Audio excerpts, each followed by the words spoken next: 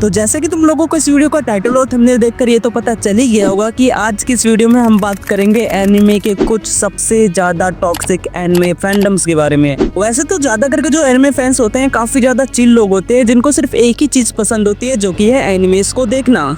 और अगर तुम इनके फेवरेट एनिमे को थोड़ा सा क्रिटिसाइज भी कर दोगे तो ये लोग उस क्रिटिसिज्म को पॉजिटिव वे में लेते हैं। लेकिन इसी की जगह कुछ एनिमे फैंस बहुत ही ज्यादा चूतिया होते हैं और अगर तुम लोगों ने इनकी फेवरेट एनिमे को कुछ बोल दिया ना देन ये लोग तुम्हारी गांड के रख देंगे अपने शब्दों से। और उसके बाद ये लोग तुम्हें ऐसे ट्रीट करेंगे ना जैसे कि तुम लोगों ने इनके सगे बाप को कुछ बोल दिया हो। और उसके बाद तुम लोग एक ही चीज सोचोगे कि मैं ही चूतिया था जो मैंने इनकी फेवरेट एनिमे को कुछ बोला।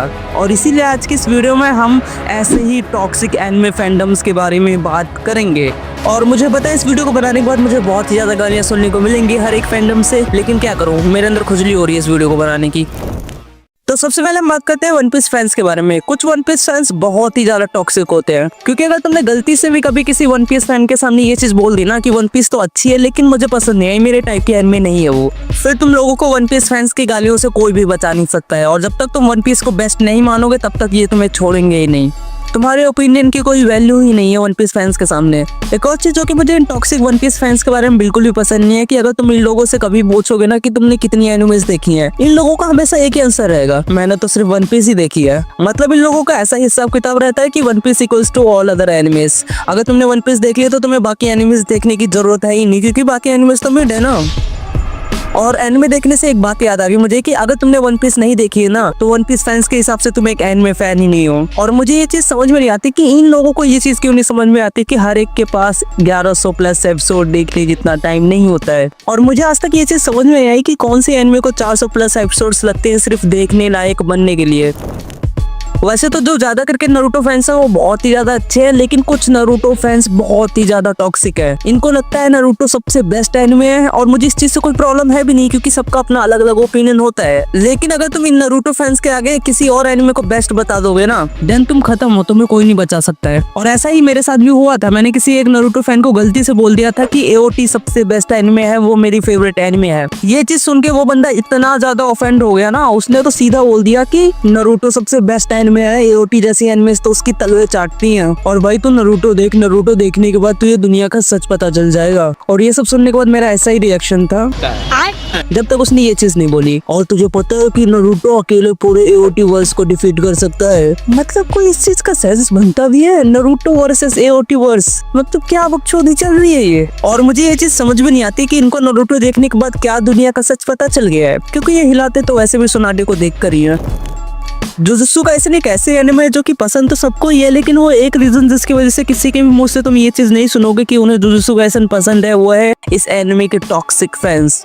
ये बंदे नारुतो और वन पीस फैंस से भी काफी ज्यादा टॉक्सिक है और स्पेशली गोजो फैंस जो कि बहुत ही ज्यादा टॉक्सिक होते हैं। और सिर्फ गोजो फैंस की वजह से ही जुजुत्सु काइसेन की एनिमे कम्युनिटी में कोई भी रिस्पेक्ट नहीं है, क्योंकि हर जगह तो ये गन पाते ही रहते हैं क्योंकि इनको लगता है गोजो सबसे बेस्ट कैरेक्टर है और गोजो ही सबसे ज्यादा स्ट्रॉन्गेस्ट कैरेक्टर है एंटायर एनिमे का। क्योंकि तभी तो इन लोगों के अंदर हिम्मत आ जाती है गोजो जैसे कैरेक्टर को गोकू से कंपेयर करने की। और कंपेयर करने की तो बात अलग ही है, इनको ये लगता है कि गोजो डिफीट कर सकता है गोकू को। और अगर तुम लोगों को मेरी बात पे भरोसा नहीं हो रहा है तो मेरी गोजो वर्सेस गोकू वाली वीडियो जाके देख सकते हो, उसमें क्या गनफाया है गोजो फैंस ने कमेंट सेक्शन में। मतलब मुझे आज तक ये चीज समझ में नहीं आई कि गोजो फैंस कौन से डिल्यूजन में जी रहे हैं, क्योंकि सकुना जैसे कैरेक्टर्स ने गोजो को किटकैट बना के डिफीट कर दिया है तो गोकू को तो बात ही अलग है। और अगर तुम ये सच इन लोगों के सामने बोलोगे तो ये लोग तुम्हें ही गालियां देंगे। अगले जो फैंस है वो मेरे फेवरेट है जो कि है ड्रैगन बॉल फैंस।